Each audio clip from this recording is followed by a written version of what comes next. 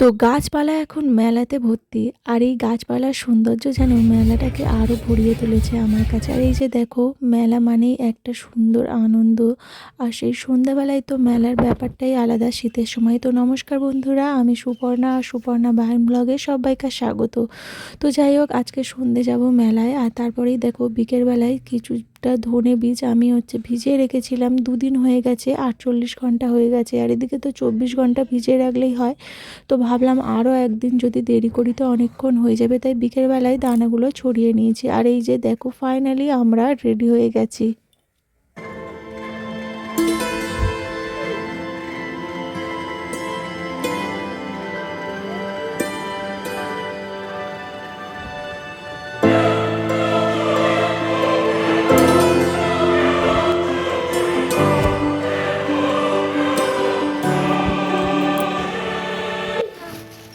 তো প্রথমেই ভেবেছিলাম যে চাদর পরেই যাব, তারপর দেখছি বাইরে ঠান্ডা আর গাড়িতেও যাব, অনেকটা ঠান্ডা হাওয়া হবে। তো তার জন্যই জ্যাকেটটা আবার পরে নিলাম। আর এই যে দেখো, প্রথমেই তোমাদেরকে দেখাই, কম্বলের মেলা বসেছে। মানে এটা রাস্তার ধারেই। এরা বলল যে সারা শীতভর এখানে বসবে। আর আসলে এখানে একটা মিলন মেলা হচ্ছে। তো আমরা এই মেলাতে যাব না।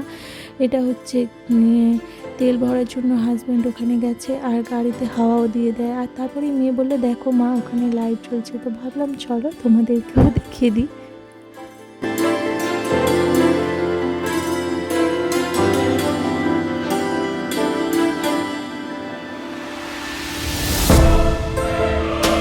ফাইনালি আমরা যে মেলাতে যাব, তো সেই মেলার মধ্যে ঢুকে পড়েছি। আর আমার মেয়ে বলছে, মা এ তো পুরো রাসমেলার মতো মেলা। মানে ও আগের বছর ঘুরে গেছে, ওর সেটা মনের মধ্যে রয়ে গেছে। তো সেই জন্যই ও ওরকম ঘুরে বলছে। তো তারপরেই দেখো, আমরা মেলার এদিকেই ঢুকে গেছি। আর এইদিকে হচ্ছে সার্কাস। তো শুভেচ্ছাকে জাস্ট ওখানে দেখাতে নিয়ে গেছিলাম। আর 2 ঘন্টা ধরে ওর মধ্যে থাকবো, সেই সময়টা নেই। আর ও অতক্ষণ ধরে থাকতেই পারবে না, যেহেতু ওর সঙ্গী সাথী নেই। এরকম অনেকবারই হয়েছে, ওর যখন ছোট ছোট কোনো বাচ্চা থাকে তাহলে সেখানেও কিছুক্ষণ বসে টাইম স্পেন্ড করতে পারে। তো তার জন্যই আমরা আর কি সার্কাস দেখতে ঢুকিনি। তো সেই জন্যই জাস্ট ওখানে সাজিয়েছে কেমন, আর একটু দেখাবার জন্য। তো তারপরেই দেখো, গোপাল ঠাকুরের এই ড্রেসগুলো কত কিউট, কিন্তু আমি কিনিনি, কারণ আমি তো বানাতে পারি। আর এই যে গাছপালাগুলোর কথাগুলো বলছিলাম, আমার প্রচুর প্রচুর গাছ কিনতে ইচ্ছা করে, কিন্তু কিছু মানে করার নেই। এখন ঠিকমতো বাগানটা আমি সাজিয়ে উঠতে পারিনি, তো সেই জন্য আর কেনা হয়নি। আর তারপরেই দেখো, এপাশে কত খাবারের দোকান বসেছে। তো জিলিপি আর এই ধরনের প্রত্যেকটা খাবার, গজা, প্রত্যেকটা মেলার একটা আলাদা ঐতিহ্য আমার কাছে মনে হয়। কিন্তু এখানে স্পেশালিস্ট কী জানো, এটা খুব, তোমরা ভুট্টা খইগুলো দেখতে পাচ্ছ, কিছু কিছু লোক এগুলোকে পপকর্ন, মানে সেটা একটু বাটারে মাখিয়ে দেয়, তো পপকর্ন নামে পরিচিত। তো এই দোকানগুলো এখানে প্রচুর পরিমাণে রয়েছে। এছাড়া এখানে মানে এই যে দা, কাস্তে, কুড়ুল, এইসবের দোকান রয়েছে। আর এই যে বেলুন ফাটানো, এটা আমার খুব ইচ্ছা। তো আমি অনেক দিন থেকে ঝুঁকছি, কেন জানি না পাচ্ছি না। তো যাই হোক, আর টুকিটাকি যেমন সাজের দোকান বসে, এগুলো তো কন্টিনিউ মেলাতে চলতে থাকে। আর মেয়েদের ভিড় তো এখানে প্রচুর প্রচুর। আর আমি কি কি মেলাতে কিনি তোমাদেরকে তো অবশ্যই দেখাবো, তবুও আগে থেকে বলে দিচ্ছি, মেলার ঘোরাটাই আনন্দ। বেশি কিছু কেনা, মানে এত কিনে কিনে এত বাড়ি ভর্তি হয়ে গেছে, মানে নিজের ড্রেসিং টেবিল ভর্তি হয়ে গেছে। তো তারপরেই দেখো, শুভেচ্ছা এখানে খাবে ফুচকা। তো ও অ্যাকচুয়ালি বাইরে গেলে ফুচকা আর আইসক্রিমের বায়না নেয়। তো ফুচকাটাই দেখেই বললো, মা ফুচকা খাবো। আর আইসক্রিম খাবে বলেছিল, কিন্তু ঠান্ডার জন্য আর দিইনি। আর তারপরে এখানেই দেখো, 5 টাকার সেল থেকে আর কিছু জিনিসপত্র কিনে নিলাম। এছাড়াও এখানে 15 টাকারও সেল রয়েছে, যা কিনা সত্যিই খুব সুন্দর সুন্দর জিনিস, যেটা কিনা আমরা অনেক বাইরে অনেক দাম দিয়ে কিনতে হয়, বা অনেক সময় এমনি দোকানেও গেলে তোমার দাম দিয়ে কিনতে হয়, কিন্তু এখানে আমার অনেকটা কমেও হয়ে গেছে। এছাড়াও টুকিটাকি এই যে মেলার ঐতিহ্যগুলো আমার কিন্তু বেশ ভালো লাগে। যে মেলার এই যে দোকানগুলো, যতটা আমরা না বেশি কিনি, তার থেকে বেশি আমার মনে হয় এই যে দোকানগুলোকে দেখা, অনুভব, প্রত্যেকটা জিনিসকে ঘুরে ঘুরে দেখাটা আমার কাছে বেশ ভালো লাগে। আর আমার যতটুকু প্রয়োজন আমি ততটুকু কিনেই নিই, এর বেশি আমি তো কিনি না, বললামই। আর যতটুকু প্রয়োজন লেগেছে কিনেছি।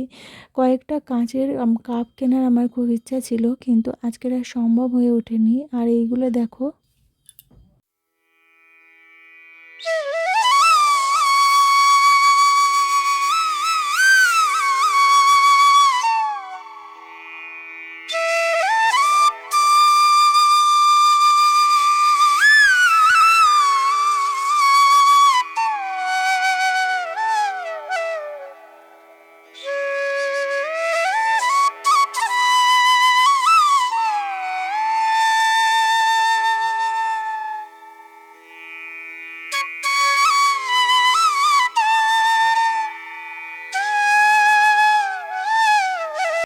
এতক্ষণে তো কিছু কিনলাম আর ঘোরাঘুরি করলাম, তেমন কিছু কিনিনি। তো এখানে গোপাল ঠাকুরের প্রত্যেকটা জিনিস রয়েছে। তো আমি দেখে দেখে শুধু গোপাল ঠাকুরের বালাটাই নিয়েছিলাম, কেননা আমি তো ওই রুলের ড্রেসগুলো বানাতেই পারি। এই যে পোড়ামাটির কাজগুলো বেশ কিন্তু ভালো লাগছিল, কিন্তু দামটা অনেকটা বেশি। জাস্ট কালার করা, একটু পরলেই মাটির জিনিস তো মানে ভেঙে যাওয়ার সম্ভাবনা রয়েছে, বাট সাজাতেও বেশ ভালোও লাগে, কিন্তু আমরা নিলাম না। আর তারপরেই দেখো শুভেচ্ছার প্রিয় জিলিপি, ওটা কিনা মেলাইতে ঢোকার মুখেই বলেছিল মা কিনবো। তারপর ফেরার পথে এখানে এই ধরনের খাবার কিছু নিয়ে নিয়েছিলাম। তো কি নিয়েছি তোমাদের সাথে পরেই শেয়ার করছি, চলো।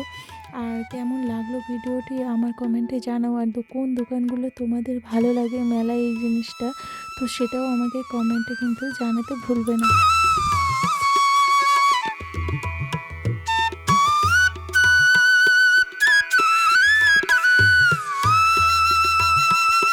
তো ফাইনালি আমাদের মেলা ঘোরা হয়ে গেল, আর আমরা বাড়িতে যাব বলে এখানে দাঁড়িয়ে আছি। শুভেচ্ছার বাবা গ্যারেজে গাড়িটা রেখেছিল, তাই ওখান থেকে আনতে গেছে। আর ততক্ষণে এই যে দুষ্টুমি করাটা, ওয়েট করাটা, মানে ওর খেলনা কেনা হয়ে গেছে, ও সেখান থেকেই ভাবছে আমি কখন বাড়ি যাব।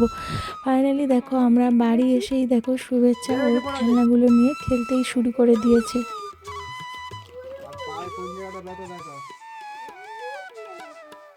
এটা বড় না পড়লে তো এটাও ছোট, ওটা তো বেলি দেখা যাবে। ভুলবশত আমার ক্যামেরাটা উল্টো হয়ে গেছে, তাই ছোট করে তুলেছি। তো তোমরা কিছু মনে করো না, একটু ক্ষমা চোখে দেখো। তো তারপরে দেখো শুভেচ্ছার জন্য দুটো ক্লিপ কিনেছিলাম, আর এই যে একটা ব্রেসলেট কিনেছি, একটা হার কিনেছিলাম, আর কিছু ওই কানে তুলো ওইগুলো কিনেছিলাম। আর নিয়েছি এখানে বাদাম চাপড়া, যেটা আমার খুব ভালো লাগে, কিন্তু এটা একদমই ভালো হয়নি। আর মুচমুচে গরম জিলিপি, আর সাথে কিনেছিলাম পপকর্ন, আর নিয়েছিলাম কিছু বাদাম। মানে এই বাদামটা হচ্ছে সব থেকে বেশি এখানকার মানে স্পেশাল। তো যাই হোক, বাড়ির জন্য নিয়ে এসেছি, আর আমরা সবাই মিলে আনন্দ করে খাবো। এসে দেখি শাশুড়ি মা রুটি বানিয়ে দিয়েছে। তো হাজব্যান্ড বললো যে জিলিপি দিয়ে কয়েকটা খেয়ে নাও। আর এই যে দেখো গোপাল ঠাকুরের জন্য এই হাতেরটা কিনেছি, কত কিউট না। তো 20 টাকা নিয়েছিল, আমার কিন্তু বেশ বেশ ভালো লেগেছিলো। আর এই যে আমাদের মেলা ঘোরার ভিডিওটা কেমন লাগলো।